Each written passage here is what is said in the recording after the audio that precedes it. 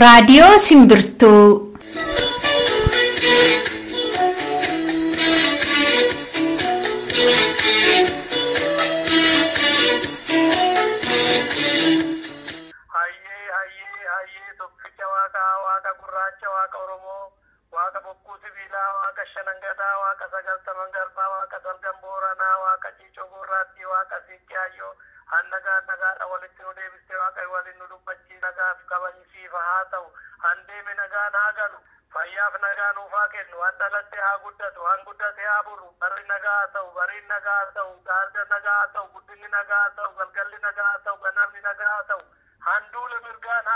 Guyyaan keenyaan qophii guyyaa kanaaf ta'u qabannee isin eegaa jirra. Akkam jirtu dhaggeeffattoota keenyaan kun qophii Simbirtuuti kan eebila 16 bara 2015.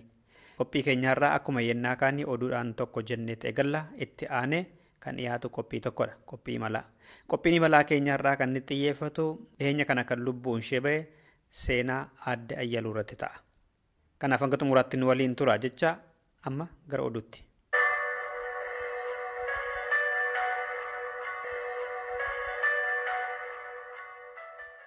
Irra deebi'ee akkam jirtu jechuudhaan amma oduu isinitti hima. Shawaa dhiyaa aanota garaagaraa keessatti miseensota dhaabbata Dimookiraasummaa Uummata Oromoof billittoon filannoo nama tokkoof 3 kennamaa jira.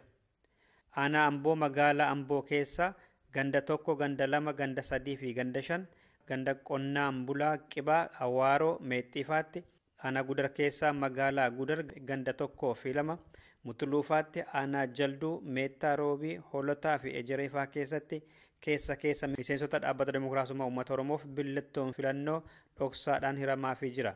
Kan ammoo bulchitootaa fi waajjiroota filannoo achiitu walii galaniitudha jedhu namoonni sagalee fi maqaa keenya nuuf dhoksaa jedhan kan ijaan argan nutti himan. Bulchiinsaa fi waajjira filannoo bakkoota kanaa dubbisuudhaaf kan yaalle garuu nuuf hin milkoofne. Oduu alfakkaatuun filmaata godhamuudhaaf jiruun walqabatee miseensotnii fi deeggartoonni Koongireesii Federaala Oromoo reebamaa fi doorsifamaa jiru bakka adda addaatti. Arsii dhihaa, Iluu Abbaa Booraa, Gujii, Naqamtee, Ayiraa, Midaaqanyii, Horroo Guduruu keessaa immoo Goobanii fi Haratootti miseensonni isaanii reebamaa, doorsifamaa, waajjirrii fi manni jireenya isaanii irratti diigamaa jira jedhani barreessaan dhaabichaa obbo Dajanee Xaafaa. Mootummaa fi boordiin filannoo biyyoolessaa immoo hanga ammaatti filannoo kanaan wal qabate rakkoon tokkollee dhaga'amaan jiru jechaa jiru. Guyyaan gootota Oromoo torbee kanas bakkoota adda addaatti kabajamuun itti fufeera. Oromoonni Awustiraaliyaa magaalaa Meelbarni jiraatan gaafa eebila 12 kabajatan. Warri Jarmanii immoo gaafa eebila 11 bara 2015 bakka dargaggoonni hedduun argamanitti magaalaa Firaankifartitti kabajatanii oolan. Inni kan warra Meelbarni bakka qondaalonni hojii raawwachiistuu fi gumii sabaa adda bilisummaa Oromoo kan akka obbo Bultuun Biyyoo fa'aa irratti argamanitti kabajamee oole. Itti aanaan hayyu duree adda bilisummaa Oromoo obbo Bultuun Biyyoo eebilli 15 guyyaa gootonni Oromoo qaqqaaliin lubbuu isaanii bilisummaa sabaa fi walabummaa biyya isaaniif kan isaan bakkaa fi yeroo garaagaraatti kafalan sana guyyaa Oromoon itti kabajudha jedhani. Isa Jarmanii Firaankifartii irratti dargaggoonni hedduun yaa'anii galma yuunivarsiitii Gootitti ulfeeffatanii oolan.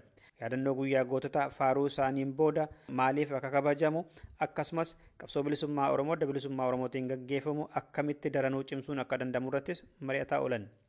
Dhumarrattis waraana bilisummaa Oromoo jabeessuudhaaf maallaqa gumaachaniiru jedha oduun Simbirtuu ga'e. Ayyaanni kun biyyoota Awurooppaa, US Ameerikaa fi Kanaadaa akkasumas Afrikaa keessatti kabajamaa jira. Guyyaan gootota Oromoo hawaasa Oromoo biyya Neezerlaandis keessa jiraataniin sanbata dhufu eebila 18 bara 2015 kabajamuudhaaf jira. Kabaja guyyaa goototaa kanarrattis dhiittinsa mirga dhala namaa kan impaara Itoophiyaa keessatti Oromoo irra ga'u irratti mariin akka gaggeeffamuuf jirus ibseera waldaan hawaasa Oromoo biyya Neezerlaandis. Akka hawaasaatti yeroo duraadhaaf ayyaanni kun kan kabajamu magaalaa Amersfoort teessoon isaa Faangaalenistiraat 30 sa'aatii 12 irraa eegaleetudha jira oduun nu ga'e. Oromoon Neezerlaandisii fi ollaa ishee jiraatan guyyaa seena qabeessa kanarratti akka nuuf argamtan jedheera koreen qindeessituun. Yeroo adda addaa Oromummaa ishiitiin yakkamtee mootummaa Itoophiyaatiin hidhamaa kan turte durbee Ayyaluu Ittisaa dhukkubaan lubbuun ishee ba'e. Ayyaluun bara 1991 dabballummaa adda bilisummaa Oromoo erga leenjifamtee kaaste qabsoo bilisummaa Oromoo biyya keessaatti gama dandeessuun qabsaa'aa turte. Keessattummaa waldaa Maccaaftuu Lamaa fi koree dagaagina aadaa fi seenaa Oromoo keessatti dirqama adda addaa bahaa turte jedha seenaan ishee. Bara 1992 dirreetti qabamtee adda bilisummaa Oromoo jedhamuun Ambootti bara 2004 hanga 2007 immoo teessumni caffee Oromiyaa magaalaa Finfinneetii gara Adaamaatti maaliif jijjiirama jettee mormite jedhamte Karchallee fi Qaallittiitti hidhaa turte. Ayyaluun abbaa ishee obbo Ittisaa Deebisaa fi haadha ishee aadde Jaallee Lataarraa bara 1968 godina Shawaa Dhiyaa aanaa Calliyaa ganda qonnaan bulaa Tulluu Kosorruutti dhalatte. Ayyaluun mana kan hin dhaabnee fi ijoolleellee hin qabdu. Kana irratti qophii himalaa har'aatiin gara boodaa kan kurfeeffanne qabannee deebina. Itoophiyaa, Sudaanii fi Ijiptiin dhaabbolee laga hidhaan mormor qabuu fi ijaarsa isaa gorsuu qacaratanii. Ministeeronni bishaanii biyyoota sadanii guyyoota sadii Finfinneetti erga mari'ataniin booda jimaata darbe dhaabbilee qoratanii fi gorsa 2 filanneerraa jedhanii obbo Alamaayyoo Taganuu bakka bu'aan mootummaa Itoophiyaa. Dhaabbileen filataman kunis kan biyya Faransaayii maqaansaa Arteelaa kan jedhamuu fi kan biyya Neezerlaandis maqaansaa hin eeramnedha jedhe Reuters. Dhumarrattis Jeneraalli waraanaa kibba Sudaan tokko mootummaa gananii mormituutti harka kennatanii. Birgaadeer Jeneraal Geetwaach Paawuchi Maar dhiyeenya kana Naayiroobiitti ibsa kennaniin mormituu Riik Maacharatti makamanii akka qabsaan beeksisani. Sababiin isaas mootummaa Silvaa Keerii keessa taa'anii jijjiirama fiduun kan hin danda'amne waan ta'eefidha jedhani. Dhaggeeffattoota keenya oduu ammaaf qabnu kanumadha. Sirba kanaan gara qophii imalaatti dabarra.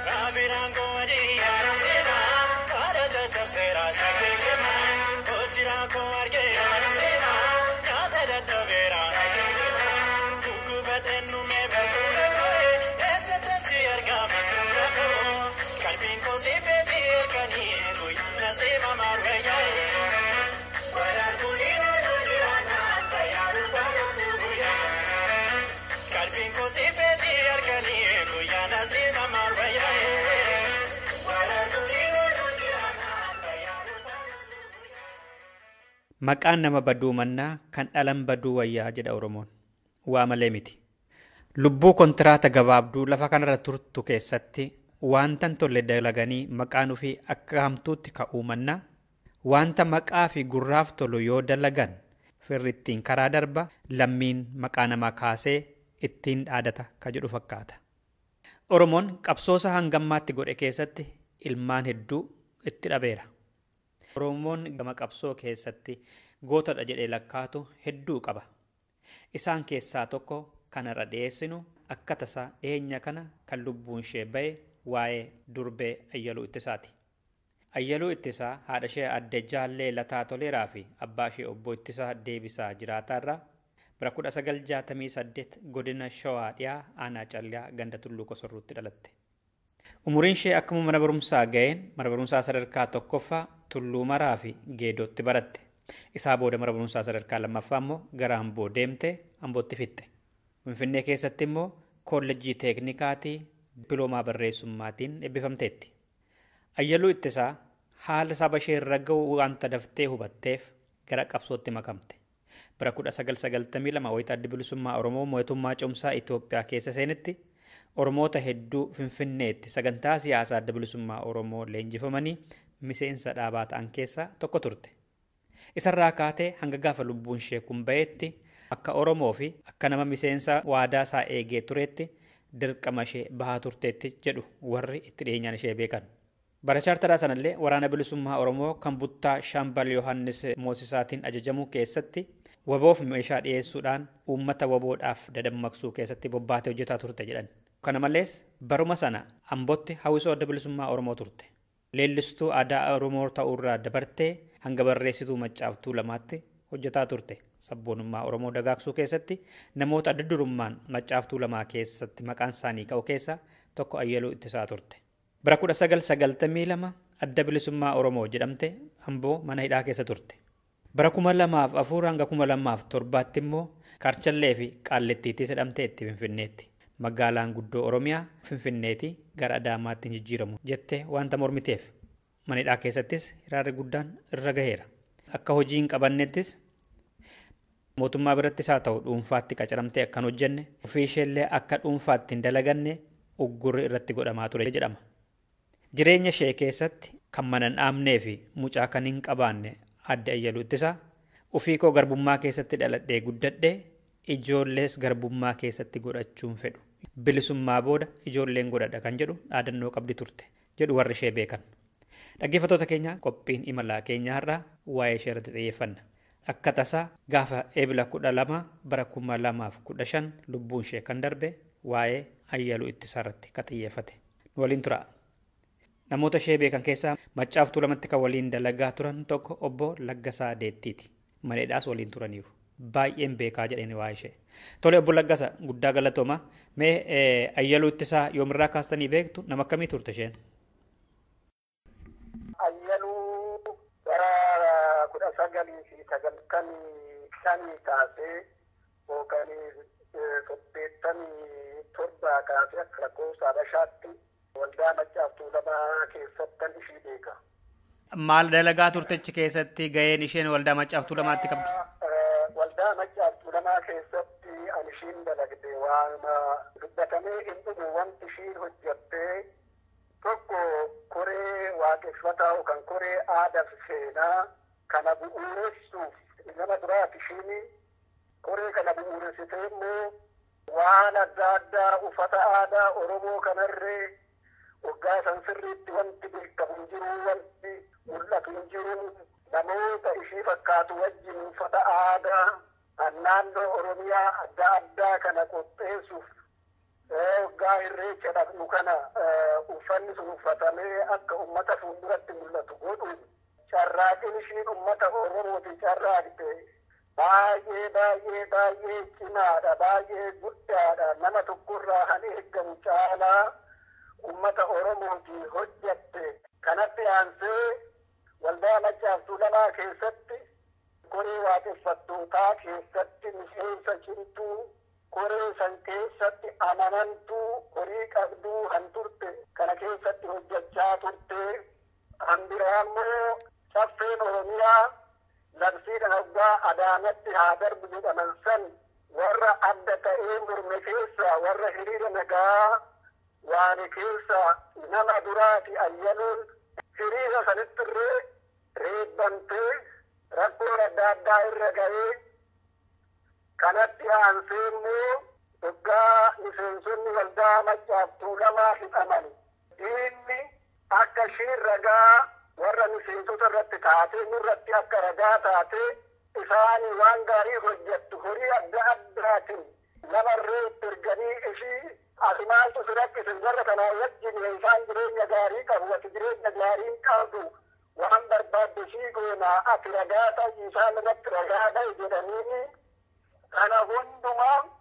an ummata kiyya naa caalu hin jiru rakkadheetan karaarra reebamee kadhadhee jiraadha malee ani ummata kiyya ummata Oromoo horiidhaan hin geeddaru horiidhaan hin gurguru jettee nama mootummaa wayyaanee basaasota isaanii dura ijjatte ayyanuun kan biraa ammoo yeroo tokko maala ayyanuu daa'ima takka illee mucaa'ee takka illee hin jirattu hoggaan jedhuuni daa'ima dhalee maalan godhaanuu garbummaa keessaan baane anan dhalu garbummaatti dhiisee du'uu mannaan akkanumatti ummata kiyyaa osoo hojjedhu darbuudhaa wayyaa odoo bilisa baanee dhugaadha anis garbummaa jala jiraadhee abbaan kiyya sagaagayyuun kiyyas hundumti isaanii garbummaa jala jiraannee ijoollee kiyya immoo anan argadhu san ani garbummaa hin dhaalchisu yoon bilisa bahee malee garbummaan ijoollee kiyyatti dabarsee hin du'u akkanumatti deemee akkanumatti du'uudhaa wayyaa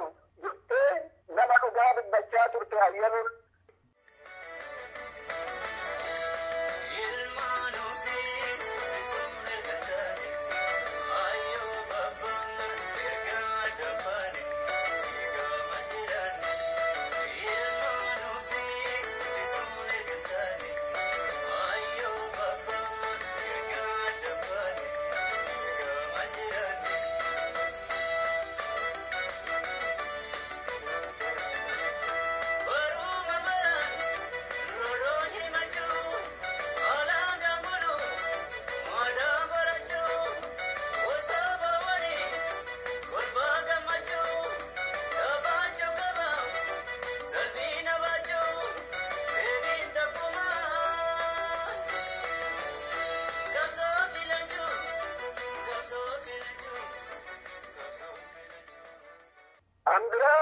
waldaa Maccaaf Tuulamaa keessatti barreessituu hojii waajiraa tokko lamaan hojjechuu miseensa akka miseensa ta'an namoota galmeessuu waa'ee waldaa Maccaaf Tuulamaa waa'ee kaayyoo aadaa seenaa waa'ee waaqeffataa waa'ee seenaa fi aadaa Oromoo kana warra hin beekne irree barsiiftee fiddee dhuftee galmeechisiiftee namoonni akkatti of baran akka aadaa isaanii baran akka seenaa isaanii baran nama godhe keessaa ishii nama duraati.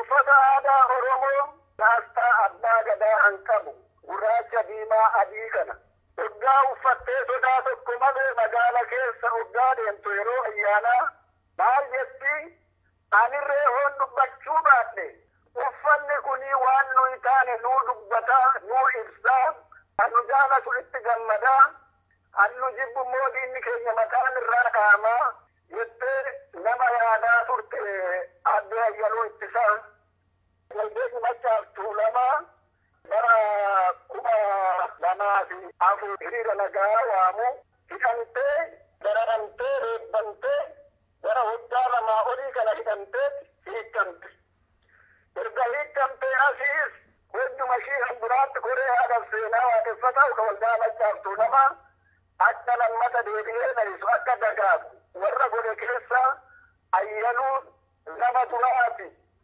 dubartii bakka buufamtuu hin qabne Ayyaluu waldaa san keessattis ummata Oromoo keessattis amma ammaasitti ishiin galmee seenas irratti galmeeffamtee kutattuu Oromoo lagna Oromoo akka taatee gara fuulduraa dhaloota dhufu akka dabarsanii warri seenaa kana qabuu barbaadu haramma dubbatti kanas dhaga'ee warri biraati sirriitti hin jiraan seenaa ishii beekan alakka Sifaa Sooressaa fa'a alakka Baqqalaa Biraataa fa'a wajjin hojjechaa turre alakka Hundasaa Waaqwallaa fa'a seenaa ishii waan sirriitti beekanii nama dandeechan egaa seenaa galmeechuu daga karaa tokko hojiin keessanii namoota kana gaafattanii seenaa ishii akka sirriitti wanti qabatamaan tokko akka dhaloota dhufutti darbu. Ammoo maal goote koree aadaa seenaa waldaa Maccaaftuu Lamaa jalatti ijaarame keessatti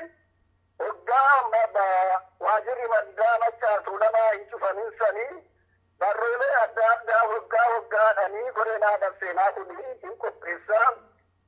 Qophii san keessatti qooda guddaa waan beektus keessaa keessumattuu waa'ee ateetee waa'ee callee laalchisee waan ishiin barreessitee barruulee sanirratti baaftee egaa karaa tokkoon yaadannoo ishiitii sammuu ishiitii yaadannoo ishiitii dhaloonni amma jiruuf fuulduratti dhalatu waan beekuun irra jiruufi egaa kunis qoodni ishiin saba Oromootii goote waan kana fakkaatu. Tole dhaggeeffattoota keenya obbo Laggasaa Deettii faana jirra waa'ee seenaa durbee Ayyaluu Ittisaa irratti obbo Laggasaa Deettii bara hedduudhaaf ishee beeku. Obbo Laggasaa waliin hidhamtaniittus manadhaa keessattoo himannaan isinirraaf isheetti baname maal ture gabaabsitanii himannaa sana immoo akkamitti keessaa baate amala akkamii qabdi turte manadhaa keessatti maal jechaa turte isin faana akkamitti wal agartu turtan manadhaa keessatti? Manadhaa keessatti mootummaan suni han barbaadu han gaafatu waggaa sanii farra nagaa han jedhamuun waggaa sana hidhamanii egaa ishii farra nagaa odoon ta'ini magaalli Oromiyaa handurri Oromiyaa maaliif Adaamatti darbaa kuni keenya kuni eenyu ta'eeti Adaamanis keenyarree haa ta'u malee magaalli guddittiin Finfinneen handura Oromooti handura Oromoo muruu hin danda'amu. Urgaasus gadi kaasuun hin danda'amu. Asirratti wareeggannee gara fuulduraa dhaloonni dhufu sun yoo awwaalamnirre awwaalli keenya ijoollee keenyaan gara fuulduraa odoo Finfinneedha odoo biyya isaaniitii wareeggamaa jiranu awwaalli isaanii kunoo kana jedhanii nuu dubbachuutirra jira jettee nama kutannoodhaan hiriira saawwaanaa turte qorattoonni immoo egasii waggaa walagarru warri ishii qoratanis waanuma egaa isaan barbaadanii miseensa abaa'ooti. Ishiin immoo nuyi miseensa waldaa Maccaaftuu Lamaatti malee miseensa siyaasaa tokkootu nuti. Waldeenyi Maccaaftuu Lamaa siyaasaa yoo ta'e dhiiga hin fudhannaa. Jettee mormaa turte maayikalaawittis. Ayyaluuni nama tokkoo moti agartee yeroo duraa caffee keessa hojjechaa turte. Caffeen kun maal godhaa miseensota waldaa Maccaaftuu Lamaa han caffee isaanii keessa waajjira obbidoo kana keessa han jiru warra miseensa waldaa Maccaaftuu Lamaa fidanii shakkanii hojiirra ari'uu dhiisanii maal godhu bakka fagootti amma Ayyaluu eessatti geeddaraniiyyuu Dambidoollotti geeddarani. Maaliif ari'uurra ofuma isaaniitiifuu haa deemanan jedhu karoorfatanii jala kana bakka fagoo bakka manarreen arganne dabala mindaa tokko malee hanuma qabduun achitti erganii turanii waldaa Maccaaftuu Lamaa keessatti akka hojjettu ta'e hojjaasan. Bu'aan ishiin uummata Oromootii buute anuman duraan gabaabumatti ibsuu yaale kana ture. Dhugaadha. Dambii Doollootti jijjiiranii dambii Doolloo gaafa dhaqxu immoo warri godinaa aanaa fagootti ramannaanidha. Akkuma taatu taatee jijjiirattee ejereetti ol fidattee aanaa ejeree naannoo Finfinneetti hoggaa jijjiiramtu immoo achi immoo mootummaan hin didee jedhan Oppiidoon hin didee. Isaa booda akka mootummaas kan dhuunfaas dalaga kan qabanne kan jedhu gurri irra bu'eera jedhan dhugumadha. Kuni dhugaadha mootummaan haalifi durmaanuu ofirra ari'uuf akka heechumattuu waajjira mootummaa keessatti hin qaqqabannee gurri akka irra bu'ee dhugaadha. Kana dhannaa odoon ta'in egaa waldeen Maccaaftuu Lamaa egaa humnuma qabuun waanuma ta'een akka achi hojjettu taatee turtee egaa. Erga waldeen dhufame immoo waanuma tokkorree waan qabattee waan gallachiiftu hin arganne dubartiin tun. Nama gaddisiisu manni keenyas akka gurraan dhaga'u anan barbaadu maali intalli Oromoodhaa hammana hojjette sun karaa irratti buna jabanaa kana daldaltee gurgurtee karaa biraatiin milishaan wayyaanni hin hariyaa jabanaa jalaa cabsaa shinii jalaa cabsaa waan adda addaa godhaa kana hundaa dandeechee jiraachuufi kana hojjechaa turte ana amman beekutti Ayyalu dhibee muti ajjeese lamma akka yaadalu rakkoo tajjeese mucayyoo sana. Agam erga wal dubbistanii tureera maal isiniin jetti turte yeroo xumuraa wal dubbistan maal waliin jettanii? Waliin jennu baay'inaan nama ishiidhaan jedhu tokko maaloo ayyalu namni gahamma humna qabuutti nafuu maaluma tokko qabadhuuti ilma tattarree ijuma keetirree ijaan argii amma barbaachisu kana nama bakka buufadhu jechuun gara fuulduraa firree waan tokko sii godhuu hin danda'an ofumaafuu bilisan taate ilmootiyya garbummaa ta'aalu hin barbaadu akkanumatti du'uu naa wayyaa anuu rakkadhe anuura waanan kadhadhuuf waanan gallakkisu dhabe ilmoo kiyya immoo maalan haalchisaa maalan godhaafi kanaan jeechaa turte.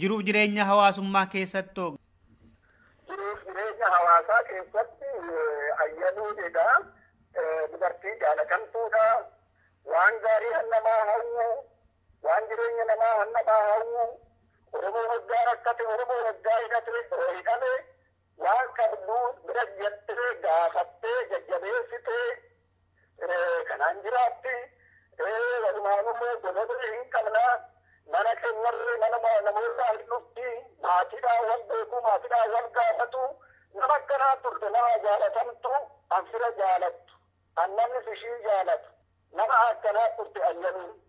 Seenaan ishee warri beekan maal jedhu bara mootummaa ce'umsaa dabballee leenjifamtee akka miseensaattis booda immoo akka waraana keessattis hojjetteetti jedhama. Kanaaf akkasiin hubannoo qabdanitti akka waliin hidhamtanittis akka itti dhiheenyaa waliin dalagdanii beektanis Maccaaftuu Lama keessatti ayyaluun tarree gootota Oromoo keessatti galmaa'uu dandeessittanii yaaddu?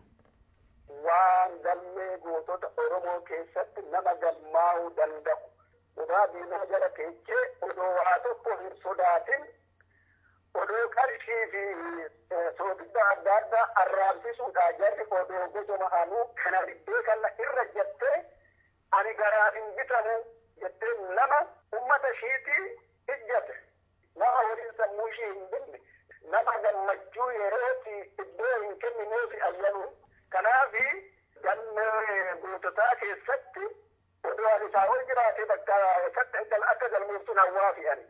Tole firoottan ishee fi jaallawwan ishee namoota ishee beekaniif dhaamsa yoo qabaattan dhumarratti.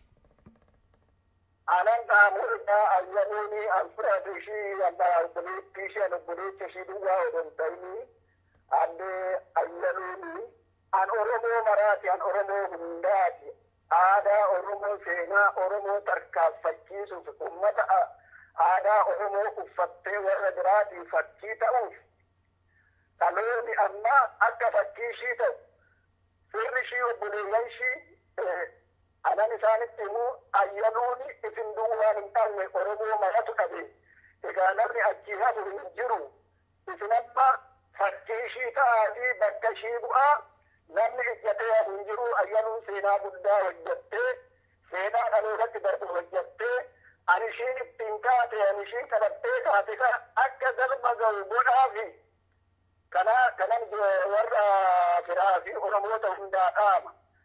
Qabsoo biyya keenya keessatti adeemuufi adda duree ta'aafi waan ishiin ittiin kaate san waan immoo jaallawwan ishii ittiin kaasan akka galma ga'an godhaa yoo kana ta'e hawwiin ayyaluu galma ga'ee ishiin hin jiraatti hamma dhumaatti amma Oromoon jirutti waan jiraattuuf hojii ishii galma ga'uutirra jira. Hangalma ga'uu danda'u immoo dhaloota amma jiru kanaa fi firoota ishii obboleeyya ishii Oromiyaa mara hidheetanii dhaamsa dabarsan.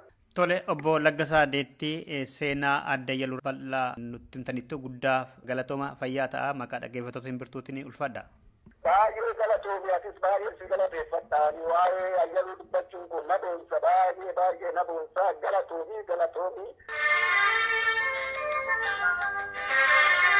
Kana baradeera nalage jireenya hoomara.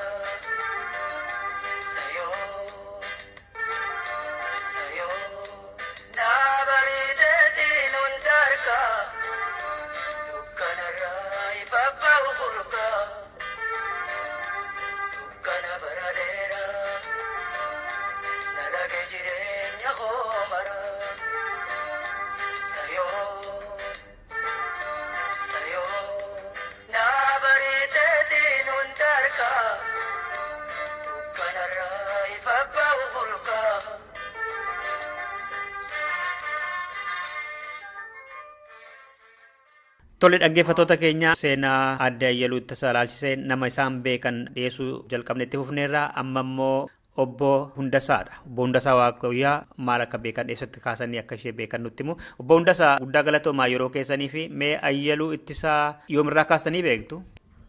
Ayyaluu Ittisaa bara chaarteerarraa jalqabee bara 1991 irraa jalqabee beeka.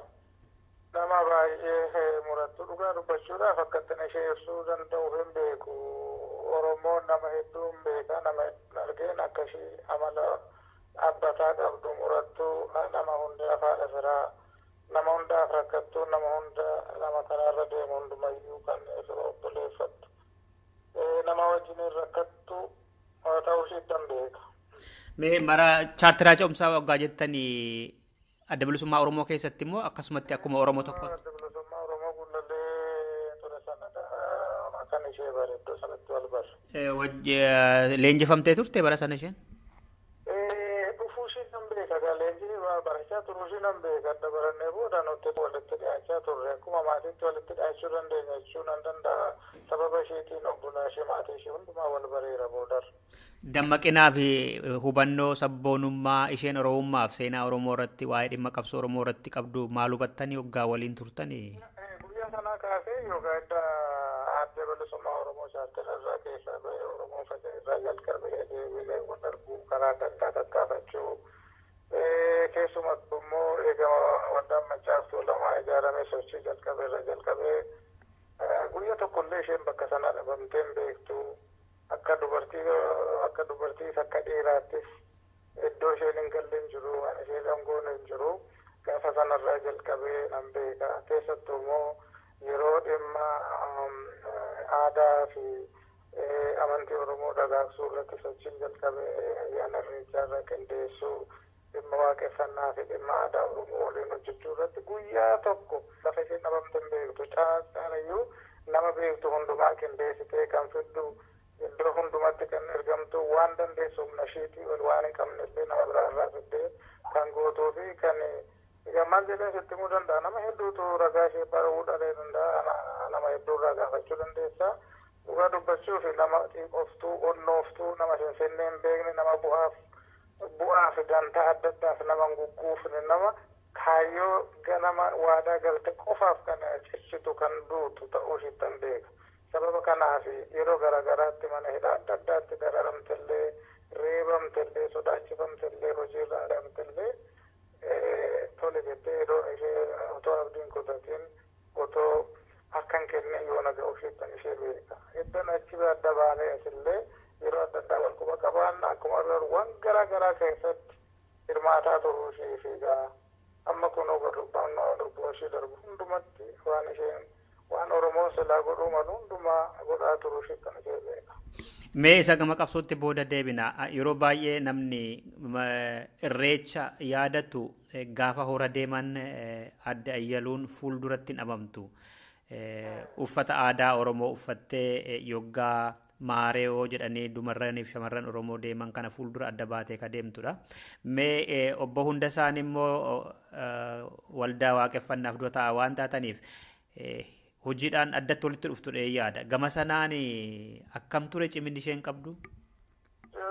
Ciminni ishee kana deemaan sitti maqaa nama hedduutu ragaa ba'uu danda'a. Keessattuu irreecha bishooftuus haa ta'u bakka adda addaatti qindeeffamu hundumaafuu uffati aadaa isheen uffattu diimaa gurraacha adii halluu addatti akka mootii dubartii taatee keessaa fuulduratti mul'atti. Kan ammoo ragaa ba'u namoonni ayyaanni irreecha bishooftuu bannee ilaalee ragaa ta'uu danda'a. Kanaaf hafeen qabdu isarrallee darbee yeroo tokko waan deeggarsa yookiin wanta dhimma irreechaa fi waaqeffannaa ilaalchisee siidii tokkollee 2010 qopheessinee ture. Isa sanarree keessatti isheen uumamaan illee sirban beektu garuu immoo murannoo fi fedhii qabdurraa kan kaate sana qindeessisuudhaan sagaleedhaan illee keessa hirmaachuudhaan waa hedduu gooti. Isa sarrayyuu immoo darbee egaa keessattuu warra achi wajjin jiran waliin kan akka obbo Dirribii Faasii namoota wal beekan wajjin halkanii guyyaa kanumatti dhagaa jiru. Jireenyi ishee hundumtuu dhimma Oromoo, dhimma aadaa Oromoo, dhimma eenyummaa Oromoo guddisuu fi dagaagsuu keessattidha kan dabarsite. Kanaaf hirmaannaa guddaa adda durummaadhaan namni abdatamu namni waamamoo jiraata isheen jechuun danda'ama.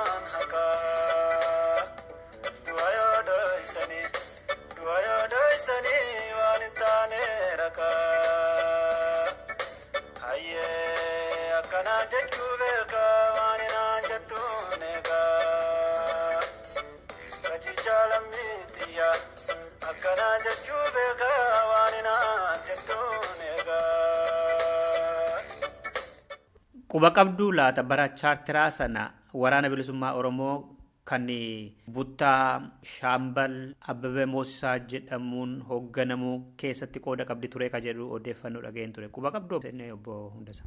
Isallee latti quban qabu. Garuu waan quba qabu jiraate karaa isheen waraana irratti qabamte haa ta'u karaa qabamte hin beeku. Ambootti qabamte naannoo Ambootti qabamte Karchalleetti hidhamuu ishee fi yeroo dheeraa hidhamtee achirraa bahuu ishee kan beeka.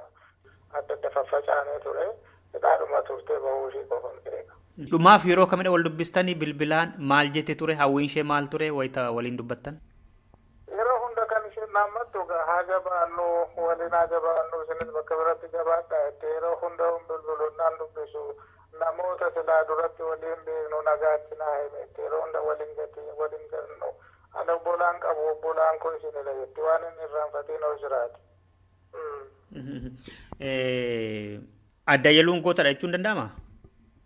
Dhugaa dubbachuuf gama kootiin goota dubartootaati yoo jedhan isheedha. Maaliif kan na jechisiisu yoo jiraate immoo hidhaa fi dararamaa fi hojiirra ari'atamuu kana hundumaaf osoo harkan kenneen kaayyoo ganama kaatee jireenyaaf mo'atamtee toon harkan kenneen amma ammaatti jiraachuun ishee yeroo hidhamtullee yeroo hojiirra hidhamtullee guyyaa tokkollee rakkatee dadhabee toon jedheen abdii toon kutatiin jiraachuu ishee namoota hedduutu jireenya hidhaa fi rakkoo biyya sanaa irraa baqatee bahe akkuma keenya garuu isheen sana hundumaa dhiisee hin bahu jechuun iddoo sanatti haga ammaatti murannoodhaan jiraattee otoo waan Oromoon godhu sochii adda addaan godhu keessaa tonafi haga ammaatti haga du'a lubbuu isheetti keessa hirmaachuun ishee goota ishee jechisiisaa fudhatama kun.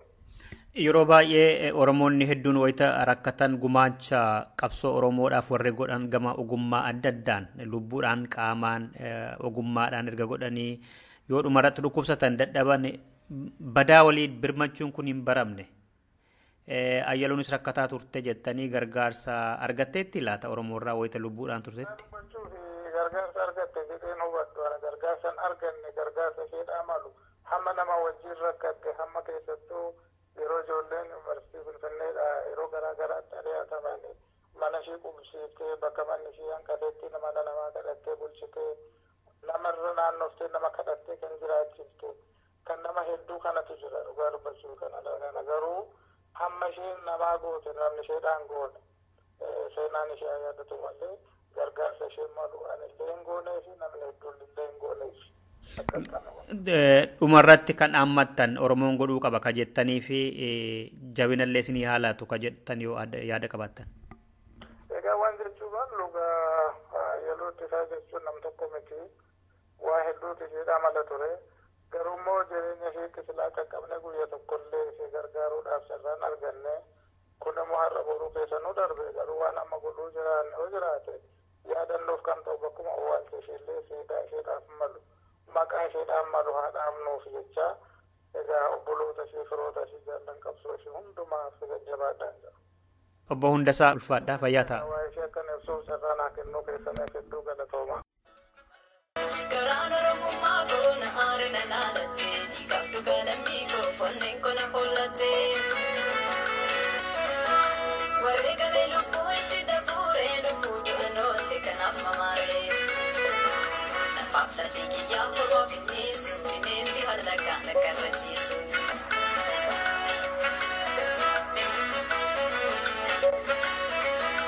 Halagaan bittuu fi lammii walaalannu bineensa nu nyaachuuf argulamu hin araaramnu. Warra ta'anii tumannu saamu kan tuma fichillee maaliif hin moonu. Qawwee qabatanii tumannu saamu kan tuma fichillee maaliif hin moonu. Ayyee dhaggeeffattoota keenya ammas seenaa adda Ayyaluu Ittisaa irratti namoota dubbisnutti fufnee jirra. Amma immoo weellistuu kamtuu Oromoo kataate Artist Ilfinesh Qannooti. Artist Ilfinesh Qannoos waliin hidhamaniiru jecha dhageenya nan dubbise. Mee Ilfee guddoo galatoomi. Ayyaluu eessatti fi akkamitti beekta? Ayyaluu dabballee adda bilisummaa Oromoo yeroo turteetti yeroo nani dirreedha qabamee dhaqu isheenis qabamtee Ambootti walitti dhufnee karchallee Amboo keessa waliin turre baay'een gaddaa baay'ee nama gaddisiisaa du'a ishee dhaga'ee maalan godha humna sin qabu akkasittiin hin boo'ee dhiisee jechuudha. Otoo hidhamiin dur waliin turtanii dhaaba keessaa manidhaatti hoggaa wal agartamaa waliin jettanii maaltu yaadattama sammuu keetti kan dhufu maalinni wayita sana hoggaa Ambootti yaadattu manidhaa sana keessatti? Ayyaluun baay'ee nama cimtuudha, hamilooftuudha, baay'ee mucaa onnee qabdudha. Egaa diinumatu wayyaanetu gargar nu babaasee mana Ambootiidhaadhaan nu yaasee nuun gara dhidheessaatti geessanii isheen immoo bakka isaan tursan iyyuu hin beeku. Akkasitti gargar baanee ergasii gatu walitti hin deebi'in turree gaafa dhidheessaa hiikamee ba'u mana biras hin dhufti wal arginaa baay'ee waliin jiraanna turree mucaa gaariidha. Hedduun gaddaa maalan godha nuyyuu saduu irra hin jirru. Maccaaftuu lama keessas yookaan immoo baandii bilisummaatis wal argaa turtan natti fakkaata. Ayyaluun bakkuma Oromoon jiru hin haftu bakka hundaatti mul'atti. Ayyaluun nama qoosaa miti nama onnooftuudha hamilooftuudha. Onnee qabdi seexaa qabdi maal goonagaa namni garraamii fi namni cimaan onnee qabu lubbuun sabadaan barakatu. Manidhaa Amboo wayita waliin turtanii akkaataa qabamte faasitti kaafteetti miidhaan irra ga'eefaa tokko sitti himtee beekti? Baay'ee mucaan kun ofii isheetti iyyuu xinnoo asmaan ishee rakkisa ture. Kana irratti dhiiticha isaanii reebicha isaanii waan hedduutu jira miilla ishee kana faa yeroo sana miidhanii turanii. Akkaataa isaan beeku qabamtee naannoo bira dhufte malee waliin qabamne miti. Gaaf tokko fa'aanaaf ishee wayyaaneen tokko mana dhufee karchallee Ambootti nu baasee gara isa paaduriitti nu geesse. Ishee ala kaa'ee anaan ol na galchanii darabee ol nu galchuudhaaf jedhanii kana gidduutti ijoollumti Oromoo OPDO ta'anii achi hojjetan dhufanii lola kaasanii gara diinaa jalaa nu baasanii jechuudha. Ayyaluu Ittisaa anaa wajjin baay'ee rakkattee turte. Ayyaluun egaanii dhugaan sittima nama waa takkan sodaanne nama diinan sodaanne nama cimtuu turte asittan beeka Ayyaluu. Dubartoota yookaan shamarran Oromoo fi Ayyaluun fakkeenya ta'uu dandeessi yoo taate gama kamiin taati? Dhugaadha. Waan jette ejjennoo isheetii fi seexoftuu ta'uu isheetii fi sodaa hin qabne onnee guddaa qabdi onnee cimaa qabdi kanatti fakkii taati jagnummaan fakkiidha beekaa kanaafi. Hedduun ishee jaalladha hedduun ishee kabajaa Ayyaluun. Dhumarratti dhaamsatti dabarsitu yookaan immoo firata isheef yookaan immoo namoota ishee beekaniif yookaan jaalowwan isheef dhaamsa yoo qabaatte carraan sii kenna Ilfe. Galatoomii dhugaadha duuti nafuu gadhaanii fi sodaatanii bitamanii du'uun baay'ee gadheedha isheen jireenya ishee maal ishee eenyummaa ishee filaattee waan jiraachaa turteef quban qaba jechuun akkaataa isheen itti jiraachaa jirtu quban qaba. Obboleewwan ishees nan beeka. Hiriyoota ishees nan beeka. Kanaaf jabaadhaa duuti naftuu nama gadi ilaalanii boquu qabatanii du'uun garuu seenaa namaan galmeessu. Mucaan kun utoo diinaa falagaaf mataa ishee gadi hin qabatiin akka onnooftetti darbuu ishee jabaachuu qabdu. Kanaaf hamilee isiniif haa kennu. Rabbi nu haa jabeessu jedha obboleewwan isheetiin, firoota isheetiin, hiriyoota isheetiin. Weellistuu Oromoo beekamtuu Ilfinesh Qannoo guddaa galatoomii fayyaa ta'e ulfaadhotis. Galatoomii.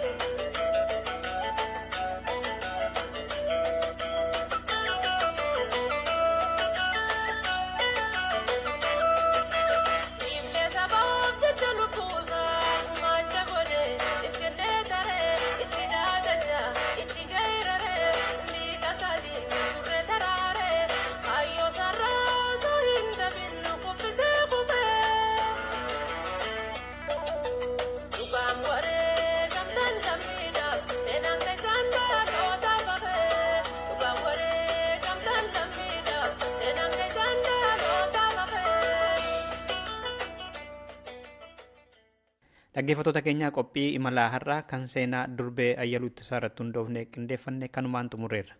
Warreen caqasaa turtan hanga xumuraatti galanni keessan guddaadha jenna. Torbee dhimmoota biroo qabannee walitti deebinaa hangasittuu haalaaf bakka gaarii keessan akka turtan isin hawweera. An Dasuu Dulaati.